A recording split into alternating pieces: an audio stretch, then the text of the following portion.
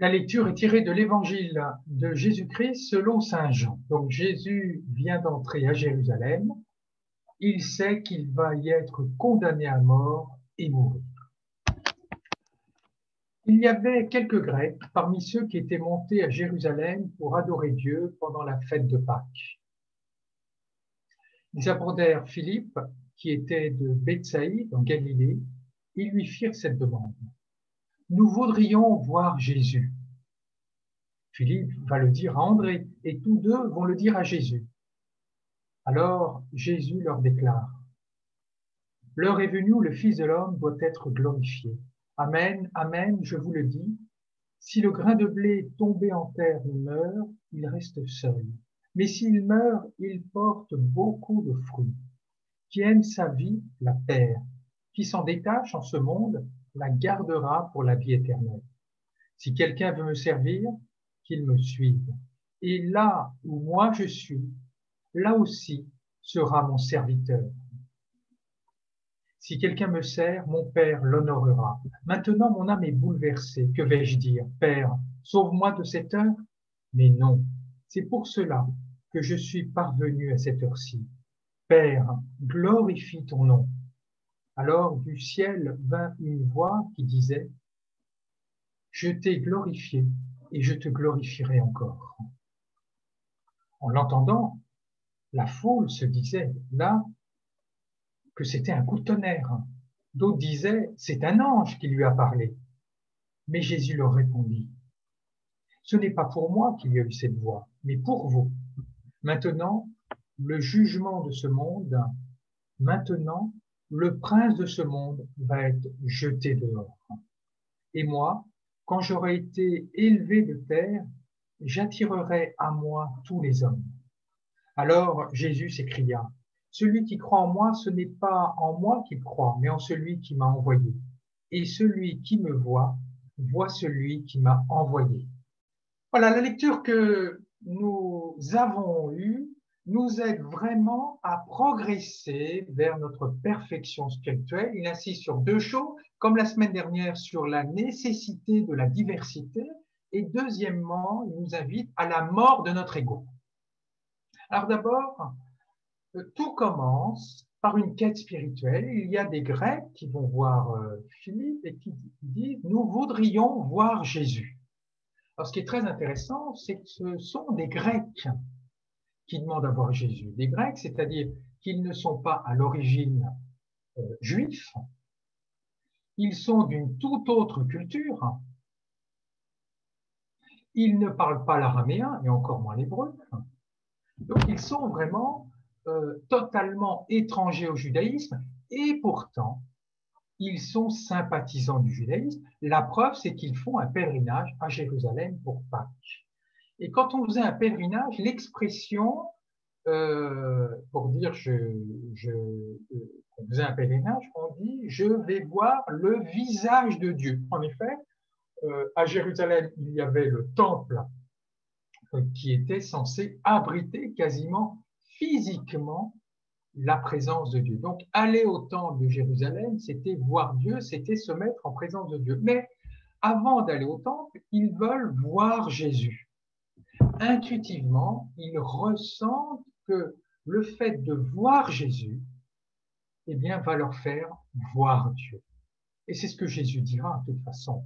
Celui qui me voit celui qui m'a envoyé.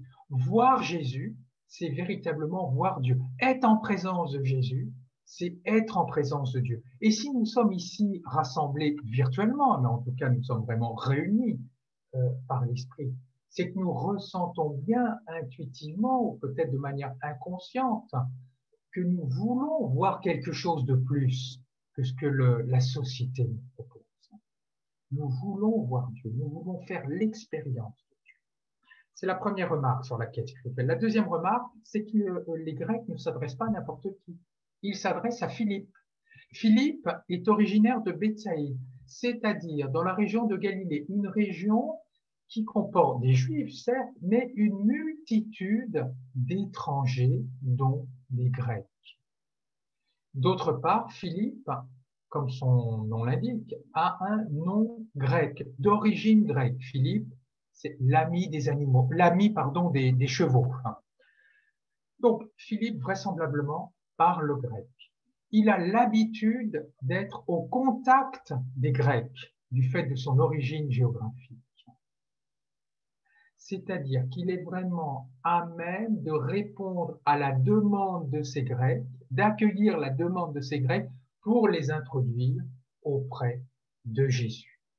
Ce qui est très intéressant, c'est que déjà, dès l'origine de l'Église, même dès l'origine, enfin, dès le ministère du Christ, il y a une grande diversité de proches disciples, avec certains qui sont très attachés au judaïsme, comme Jacques, mais aussi certains qui sont très, très ouverts à la culture de l'époque. Ce qui permet de vraiment que l'évangile puisse s'adresser, puisse toucher une multitude de personnes. Eh bien, il doit en être de même dans notre Église. Celles et ceux qui exercent un ministère devraient refléter la diversité de la société. Que ce soit au point de vue local, dans le conseil presbytéral, au point de vue régional, au point de vue national, il devrait y avoir une diversité d'âge, de culture, de sexe, de toute origine, en fait. Que penserait une femme si l'Église n'était dirigée que par des hommes? Que penserait une personne d'origine africaine si l'Église n'était dirigée que par des Blancs? Non, vraiment, notre Église doit être diverse dans ses instances dirigeantes, ce qui suppose que ceux qui dirigent l'Église doivent accepter la diversité, mais aussi que ceux qui sont appelés à des ministères et qui font partie de cette diversité doivent accepter de remplir les responsabilités qu'on leur propose. Donc c'est la première remarque, la première idée. L'Évangile ne peut se transmettre que si l'Église est diverse parmi ses responsables. Alors ça ne répond pas à la question comment voir Jésus, puisque les Grecs veulent voir Jésus. Comment nous pouvons voir Jésus? Alors on s'attendrait à ce que Jésus réponde quand Philippe transmet la demande, et André aussi transmettent la demande à Jésus, que Jésus réponde très bien, faites venir les Grecs, qu'ils me voient, qu'ils m'entendent. Mais non, pas du tout. Il va répondre complètement à côté, apparemment à côté. Il dit, le Fils de l'homme, l'heure est venue, le Fils de l'homme doit être glorifié. Il ne s'agit pas d'une gloire militaire, comme des généraux qui vont écraser leurs ennemis, manifester leur puissance. Non. Dans l'évangile de Jean, la gloire de Jésus se manifeste à plusieurs reprises. Jean utilise le mot gloire à plusieurs reprises. Je vous le dis. Par exemple, aux noces de Cana, quand Jésus transforme l'eau en vin, il est dit que Jésus manifeste sa gloire. Oui, qu'a-t-il fait quand il a transformé l'eau en vin? Il a permis à une noce de continuer à se dérouler dans la joie parce qu'il y avait suffisamment de vin. La gloire de Jésus, c'est vraiment de partager la joie parmi tous les humains. Autre utilisation du mot gloire que Jésus utilise lui-même devant Marc, quand il va ressusciter Lazare, il va dire qu'il va manifester la gloire de Dieu. Oui, Jésus manifeste la gloire de Dieu quand il donne la vie, quand il répand la vie. La gloire de Dieu, la gloire de Christ, c'est la vie qui jaillit. Et une autre fois, une des dernières fois où il utilise le mot gloire, c'est quand il est trahi par Judas, où il dit que lui doit être glorifié, c'est-à-dire condamné à mort et torturé et être assassiné. C'est-à-dire que le Christ manifeste sa gloire en transmettant la joie, en transmettant l'amour, en transmettant la vie, quitte à ne pas être compris et à accepter d'être condamné à mort. Voilà la gloire du Christ. Aller jusqu'au bout dans le partage de la joie, de la vie, de l'amour. Il va employer une autre image qui veut dire exactement la même chose, le grain de blé qui meurt. Bah oui, un grain de blé, quand on le jette, il va mourir pour donner naissance à un épi qui contient plein d'autres grains de blé. Et là, vraiment, les fruits que Jésus donne en acceptant de mourir, c'est la joie, c'est la vie, c'est l'amour. Là, on peut se dire, bah, c'est très bien, c'est Jésus qui fait tout le travail, nous, on n'a rien à faire. Oui, c'est vrai, Jésus fait tout le travail. Il n'empêche qu'il rajoute, si quelqu'un veut me servir, qu'il me suive. C'est-à-dire que nous devons, nous aussi, accepter de mourir. Il dit, si quelqu'un aime sa vie, il la perdra. Si quelqu'un s'en détache, il aura la vie éternelle. Jésus nous invite à mourir, pas simplement, pas heureusement d'ailleurs, de mourir physiquement par le martyre. Non, mourir, c'est-à-dire faire mourir notre ego. Paul parle de faire mourir le vieil homme, c'est-à-dire cette partie de nous-mêmes qui idolâtre complètement le soi, qui est égoïste, qui parfois est orgueilleux quand il veut se gonfler, qui parfois est dans la haine quand il est contrarié, dans le ressentiment. Ce que Jésus nous dit, c'est que derrière ces manifestations de l'ego, derrière l'égoïsme, derrière la colère, derrière la haine, derrière le ressentiment, il y a quelque chose de plus profond, de plus lumineux, il y a la vie éternelle. Il y a Dieu que l'on peut voir. Il y a cette lumière intérieure que nous pouvons percevoir. Tout l'enjeu de la vie spirituelle, en tout cas un des enjeux de la vie spirituelle, est de reconnaître ces voiles, reconnaître les voiles de la colère, reconnaître les voiles de l'égoïsme, etc., de les enlever pour pouvoir percevoir cette lumière. La question qui nous est posée, c'est est-ce que nous travaillons à la mort de notre ego?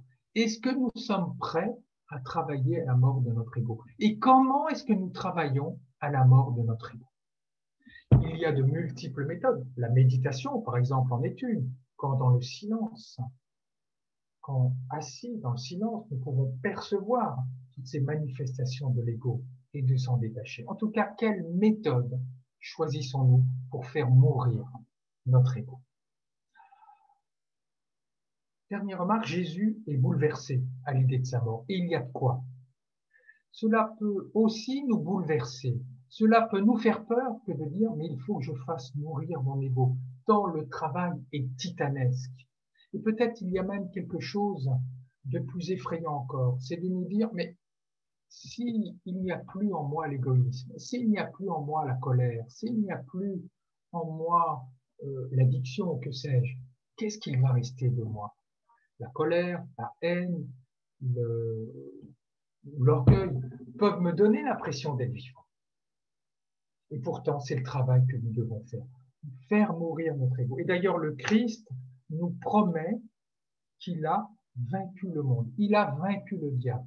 Par sa grâce, nous pouvons vaincre l'ego pour pouvoir enfin percevoir et voir Dieu et faire l'expérience de Dieu.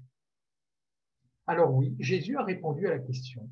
Les Grecs veulent le voir, nous voulons voir le Christ, nous voulons voir Dieu. Eh bien, pour cela, nous devons travailler sur notre ego, faire mourir notre ego. Alors, pour conclure, je rappellerai simplement les deux idées essentielles de ce texte, mais il y en a plein d'autres.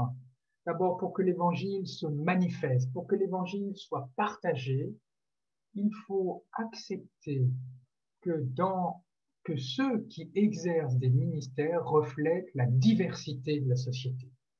Et d'autre part, pour voir Dieu, pour expérimenter Dieu, nous devons être prêts à faire mourir notre ego. Chers sœurs et frères, sommes-nous prêts à faire mourir notre ego? Sommes-nous prêts à travailler à la mort de notre ego? Amen.